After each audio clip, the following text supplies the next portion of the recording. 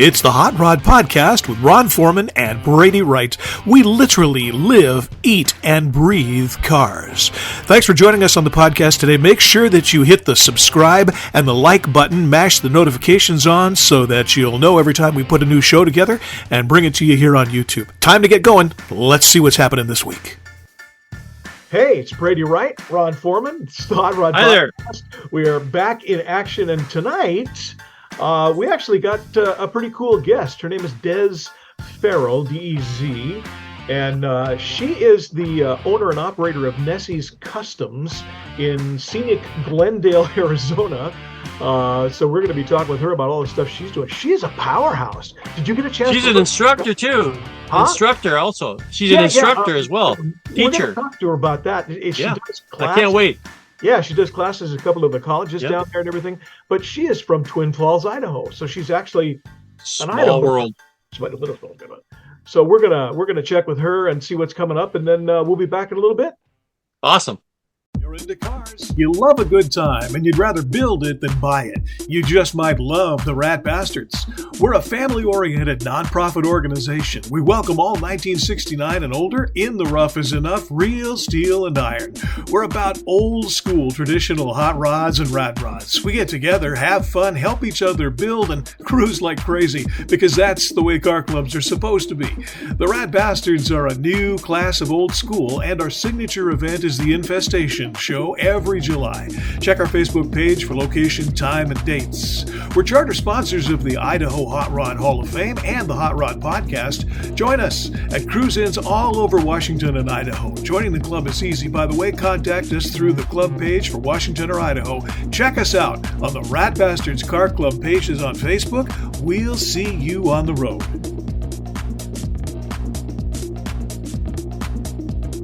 Here we are, finally, after SEMA and all the delays. We finally got Ferrell on the Hot Rod Podcast. Of course, Ron Foreman is here as well. And Des, you have the breaks of the weather on us here. Des is in Glendale, Arizona, and Ron and I are in the Pacific Northwest, where rain, snow, nearly freezing temperatures. And you're supposed to rain here in about an hour and a half. Yeah, what are you looking at down there? Sunny, high in the low 70s. Okay, can we hate you now? A little bit. Arizona. I understand. Well, let's back up a little bit. Des Ferrell, obviously, mechanical instructor at one of the colleges locally. She's the owner of Nessy's Kustoms. Just came back from SEMA and exhibited some things down there. You got your own shop, which is Nessy's. I need to ask you, how did you come up with the name Nessy's, and what's a girl from Twin Falls, Idaho doing in Glendale? So the story with the name, because obviously my name is Desiree, so it's not like a nickname of my name, but my ex-husband gave me the nickname because anyone who knows me thinks that I'm very quiet, I'm very shy, I'm very mild-mannered. And for the most part, I am. But there's a side of me, and every once in a while, it'll peek its head. And he calls it my Nessy moment, because it was like a mythical moment that no one gets to see except him. So if it was Moody, my name was Nessy. And so when I was coming up with my business name, I was like, well, I need something strong. I need something that's going to be, remind me to stand up for myself and, to, not let people walk over me and stuff like that. And so I was like, I need to have my Nessy moment. And so I just kind of went to Nessy's Kustoms with that. I like it. Well, having gone through not only your personal page, but your business page, nothing shy and retiring comes out there. So whatever you've done to create the persona, it's worked, because I don't get any of that. And congratulations for coming so far. So how long have you been doing custom work? Because you are everything. You're a painter, you're a fabber. Just tell us some of that. So it's probably, I've been doing it probably 18 years now. And it started when the tuner scene was kind of, just kicking off. And in Idaho, there was really no tuner scene, and the closest like car show or racetrack was in Boise, Idaho. Right. And or Firebird racetrack. And so we would go, they would have like a tuner night, and I got in the culture right there. It's like all the show cars, all the, I've been around racetracks before, but just seeing all the options you can do to a car. And I had a Honda and I got in a wreck, and I learned that aftermarket parts were cheaper than OEM, such as body kits and all this stuff like that. So Right. at that time, I just started building my car, and everyone that was, there, this is back in the day. So even like females in the industry was not really a thing. And so everyone's just like, oh, did your boyfriend build your car? Did your husband build your car? Yeah. And it's so annoying. And I was just like, you know what? I did do this, but I want to know how to do everything. Obviously, I didn't paint it at that time. And so in Twin, we have a tech school College of Southern Idaho, and they had an auto body program.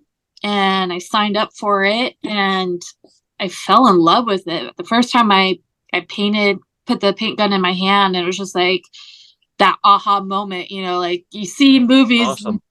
Everything gets real, and I had that, and I was just like, okay, this is what I'm supposed to do. And I've just kind of kept running ever since then. That's really cool. So, but it's So just oh good. I was just going to say, if you had one good piece of advice for young women out there that are even thinking about doing something like you have done, what would be your best advice and suggestions you would give someone like that was really interested in getting into the car scene and trying to build their own car and paint it and work on it? What would be your best, you think, advice or to give a young woman to be interested in doing something like this, or young girl? So I do a lot of like women only classes, like about 4 to 6 times a year at the shop. And so I get a lot of young women and even older ones in retirement age that want to get to learn, and they're just kind of afraid to pursue it, and they're not sure if they really love it. And then, and they come to my class, and, we get to do the fun stuff, and that usually always hooks them. But after that, I always tell them, like, if you pursue this, it's not going to be easy. You're not going to be in a shop full of other girls that are having fun and, working in a calm environment. I'm like, a shop is very hard, and you have to have tough skin, and you have to have a sense of humor, and you have to be able to love what you do enough to be able to put up with the crap, because there's going to be days, months, even years of just hard labor and crap that you're going to have to take to get to where, I am now. I'm like, you guys have only seen the past, 5 years, social media. I'm like, but you didn't see the 10 years plus before that, of all the news and all the, like girls can't do it and this and that. I'm like, no one gets to see that struggle. So it's when they get to that part and they're like, this is harder than I thought. And I'm just like, well, yeah, it's not easy. And that's why there's not that many people in it, even for, men. I'm like, it's not an easy profession. Yep. And so you like to have an open house and bring them in, or you advertise like you're going to have an open house, like a training session, or just to get their feet wet type of situation? Usually it's classes. So I'll get a lot of women from like all over the country. They'll come in, and I try to do 1 or 2 day classes. And with the women classes though, I have a lot of sponsors, but it's to keep the cost down low, is what I found trying to teach women. And, I was a single teen mom for a long time. I understand struggles of, the mom and the woman, the young adult. And like, women are not going to spend money on themselves, especially when they're younger. If they have kids, if they're going to school, it's going to be very hard for them to spend that $800 2-day, custom Right. class. Right. Just, they're not going to do it. And then they're Mhm. never do something that they like, or, they're never even going to know if they like it. So Maybe that's the hardest thing, is to convince people that investing in themselves, yeah. and I hate to say it this way, but especially as a woman in this industry, it's like, you're 20, 25, maybe 28%, max. And Mhm. there's no shortage of talent or skills or imagination or any of that. But the opportunities really have to kind of be self-made, it seems to me. How long did it actually take between that aha moment you had with the paint gun and instructor at Woman Machine? How, that there was a space there. Um, yeah, it's Because you're teaching that stuff now. yeah. That doesn't So happen overnight either. I found that like for me, I lucked out in the industry because I had a very supportive teacher from the beginning. And then after that, I worked at a couple really bad shops, but for the most part, I had a lot of um men that were very proactive in helping me in my career. So if they heard of a job or if they knew a good place to, you know, get my name into that list and, stuff like that, I always had people helping me. And so it's, that there's definitely like, skill gets you so far, but people get you so far as well, especially in this. Like And a I mentorship. They're kind of mentoring you, helping you definitely out like that. Yeah, that's cool. like with that kind of pushed me. Like I didn't have a direction when I first started with painting cars, and then it just kind of evolved, and the more and more I got into it and the more I started the classes and teaching, and even with the POA classes and stuff like that, it was just kind of like I felt like for me, my generation, there wasn't a woman that I looked up to because there was none on TV that was doing what I was doing. So for me, if I can do something for these young women, even the boys, to see that, you know, you can do amazing things, but you can, with little, you don't have to have the high end shop. You don't have to have Right. the $400,000 build under your name. Like you can do some really cool things and keep it simple and still get ahead in life or, towards your goals. And, I just kind of like, even now, I've kind of transitioned my shop more onto the teaching aspect of fulfillment, because I've gotten to a point where it's just like, because I'll have interviews and they're like, well, what's next? What do you want to do? What's your next car you want to build? And it's like, Right. honestly, like building cars is cool, painting cars and all of that, and SEMA, and I've done some amazing things. I'm like, but I want to do more than just paint a cool car. Like in my life, I have plenty of time still, hopefully, to pursue, more aspects of our industry. And, I want to start doing more of the classes on a business level, on even a nonprofit level, and just kind of make it more of a thing, even, with the city and after school programs, and, just because there's really nothing here, like anywhere really. Like the tech school programs are getting underfunded, and in high school they're pulling them out. And then, our older generation is finally retiring out of the shops, but there's no one there to fulfill them. And then what? Like what are we supposed to do? And You're exactly right. And I just, Yep. aside, I just had almost that identical conversation last night. There's an organization up here called the Inland Northwest Car Club Council, and it's all car clubs from Spokane and Coeur d'Alene, and the inland Northwest Washington, Idaho corridor, some Montana too. But that very conversation, like the older people, the generation that sort of started hot rodding and carried it through the 70s, 80s, 90s, 2000s, those guys are tailing out. And so what's coming up, and how do you attract younger people? How do you attract them not only to be in the business and teach the business, but also get involved in the cars? The cars are different. Everything, runs on a computer now, for example. And the idea of you finding a $400 56 Chevy out there someplace, probably not. But Not going to happen. there's huge opportunities in the tech school area, just like you said.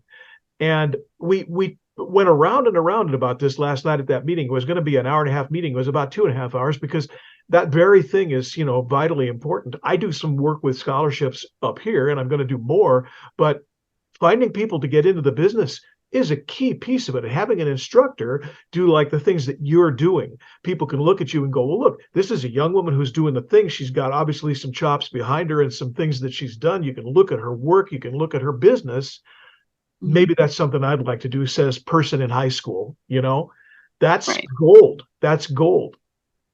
Yeah. And that's the thing with how to, I think when I teach the younger girls, about shops and stuff, and I mentor them, it's not only is there a gender, difference between, females and males, but, there's an age gap too. There's a huge age gap.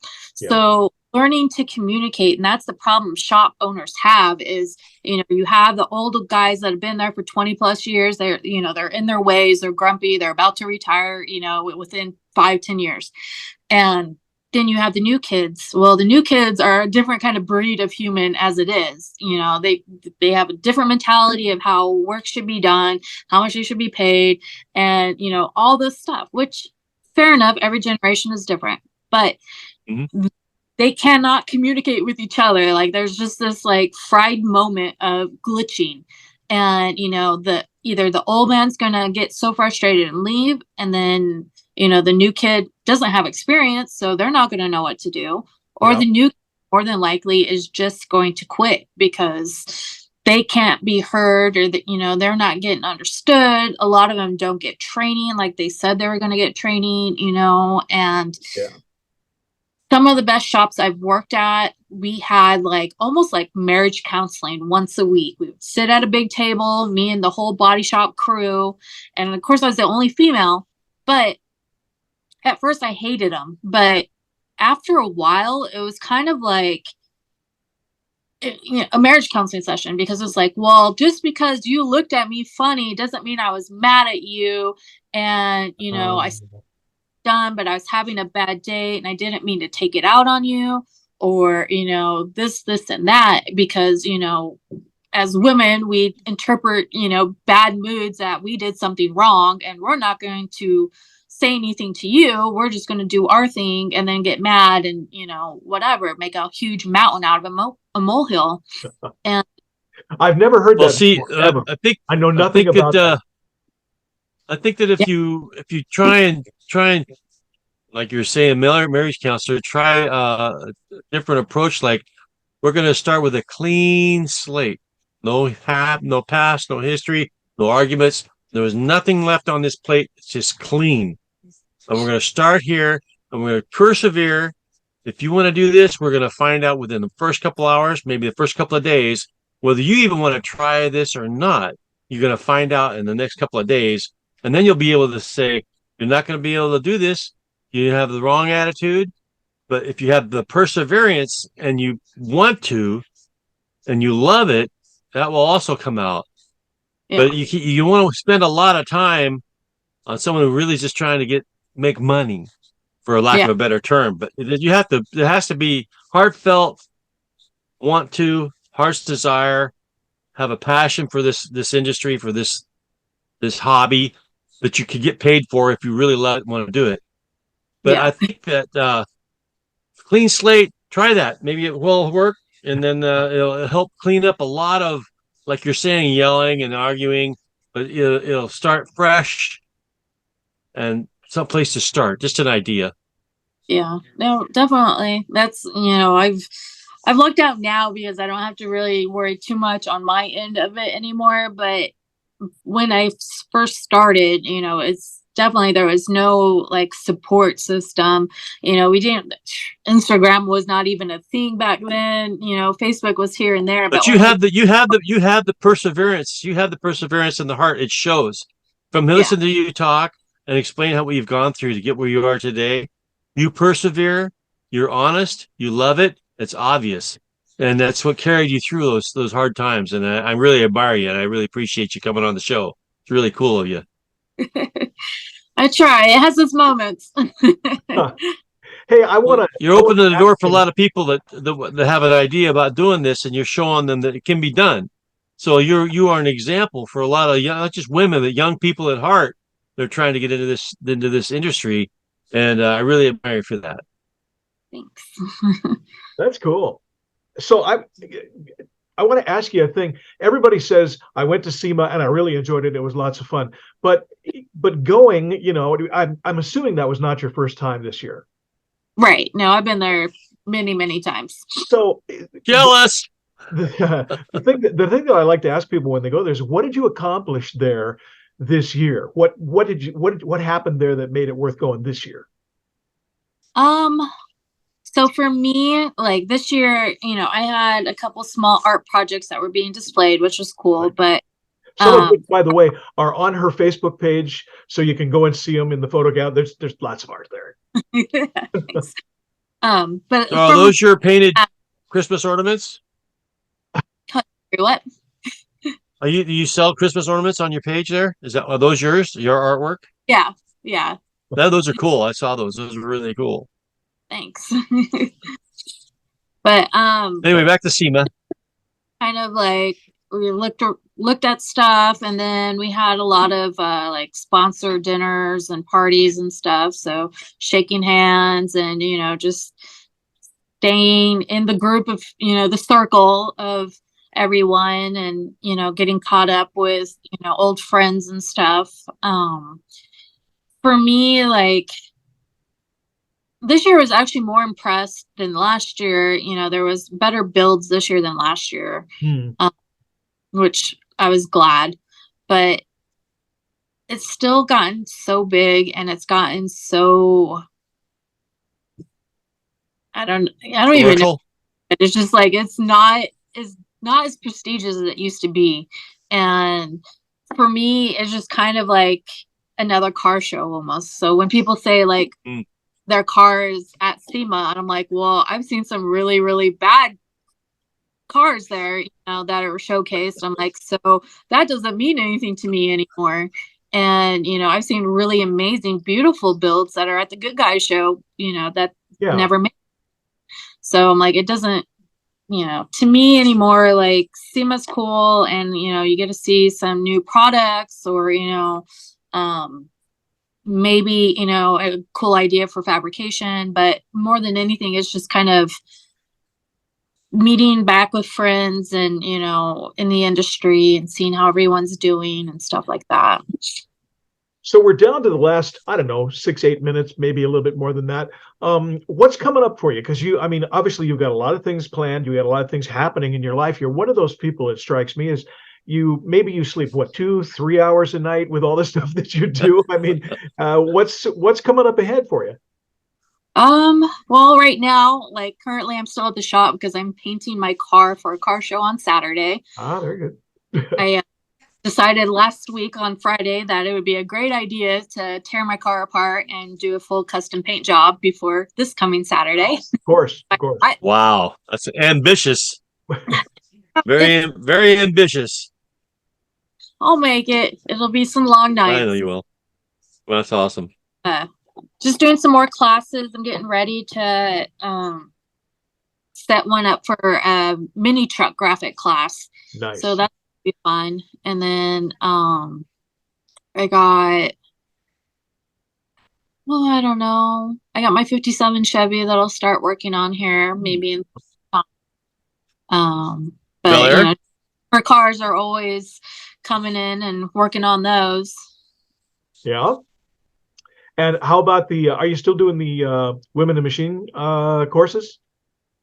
Occasionally we haven't done them this past year. And then we have a build that's coming up that was supposed to be this year at SEMA, but there's a couple things that got set back on it. So hopefully it'll be this coming SEMA, it'll be another, it's not like a full frame off restoration build by women, but it'll be an off-roading. I think it's I don't even remember what it is. It's some like geo tracker almost, like back in the day, like little off-roading vehicle.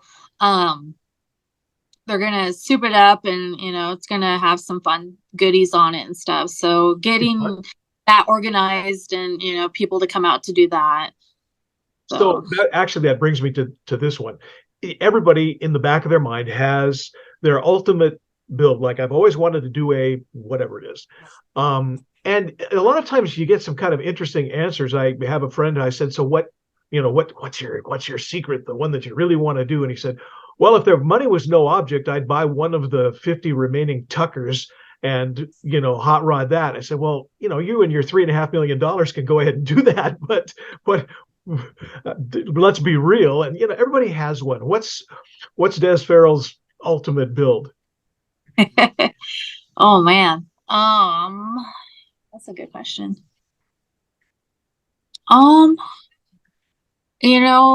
Nothing crazy, because honestly, my first restoration was the 57 Chevy pickup, and my dream truck, I finally got one, and I call it my old man build, because by the time I'm done with it, I'll be an old woman.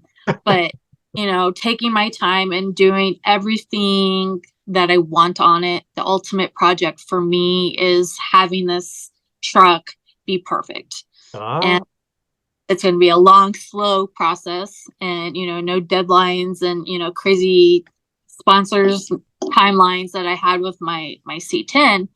But, for me, being able to just have that done and perfect, and that's my build. That's my goal. That's what I want to do. So which truck is this now? Is that the 57, or is that something else? That's the 57, yeah. It's the first truck right now, because it's a hot. Long bed or short bed? Short bed. Yeah, all right. So if someone wanted to get a hold of you to get into one of your classes, how would they get a hold of you and go about getting in touch with you and getting into one of your classes, or when they're scheduled? So I post the schedules probably about 2 months in advance, on Instagram and on Facebook. So I'll have them probably, every few days I post about it on stories, and I'll have it saved on stuff like that. But I try to give at least 2 months notice, because people like to travel in and stuff like that for them.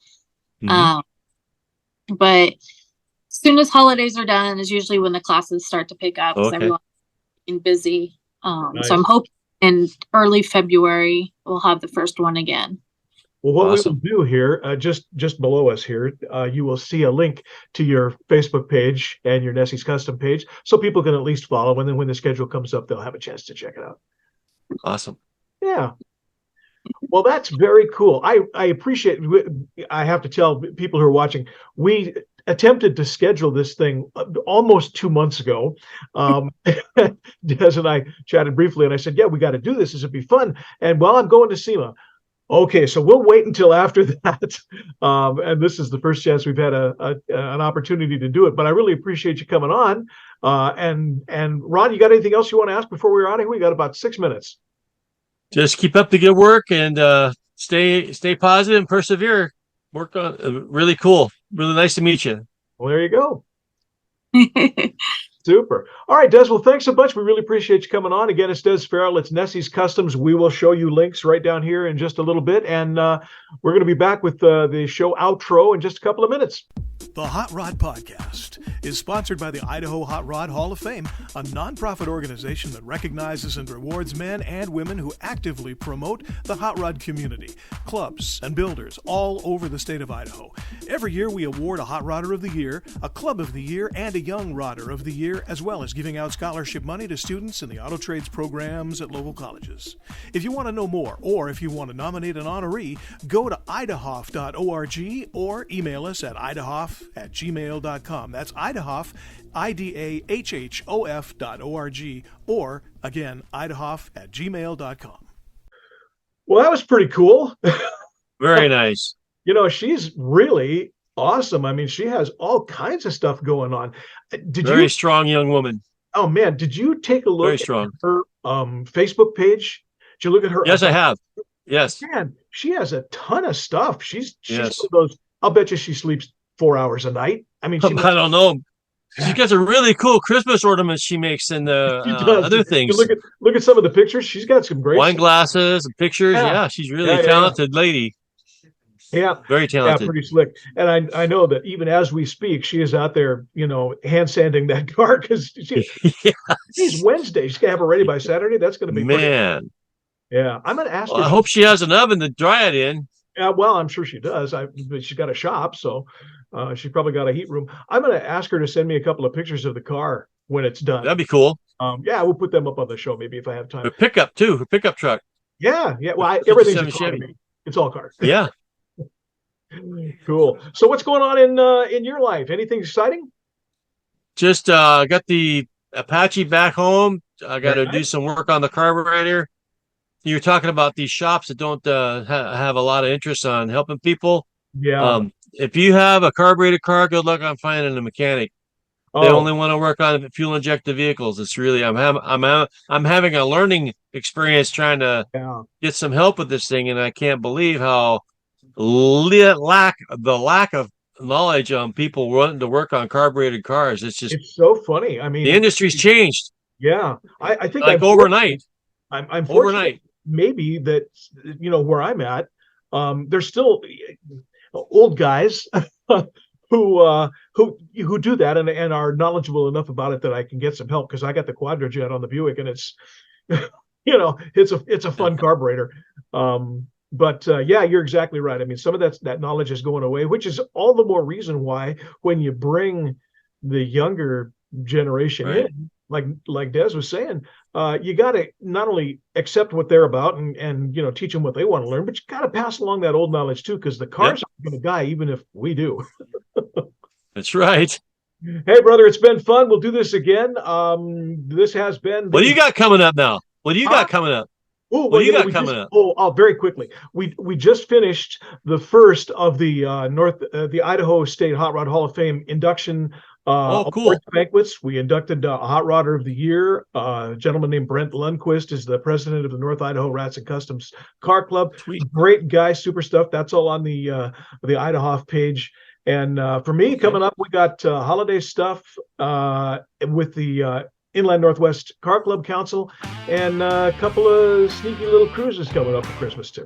Ooh, nice. Yeah. All right, brother. It's been fun. We'll do this again. That's it for this episode of the Hot Rod Podcast. Be sure to like and subscribe to our show, and we appreciate it if you smash those notification buttons too, so you'll know when a new one drops. For Ron Foreman, I'm Brady Wright. This has been the Hot Rod Podcast. We'll see you on the next one.